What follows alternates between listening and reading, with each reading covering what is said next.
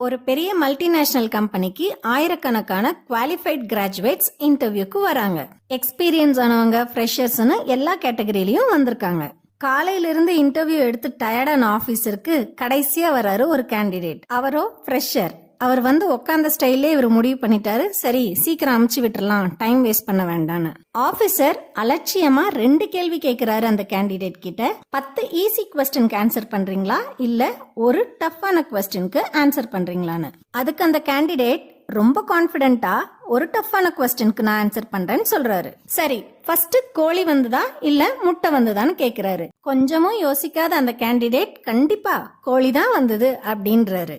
அது எப்படி கோழிதான்னு சொல்றீங்கன்னு ஆபீசர் கேட்க, அதுக்கு கேண்டிடேட் எக்ஸ்பிளனேஷன் கொடுக்க, அந்த எக்ஸ்பிளனேஷன்ல இம்ப்ரெஸ் ஆன ஆபீசர் இருக்கிறதுலயே பெரிய போஸ்டிங்கா பார்த்து அப்பாயிண்ட் பண்றாரு.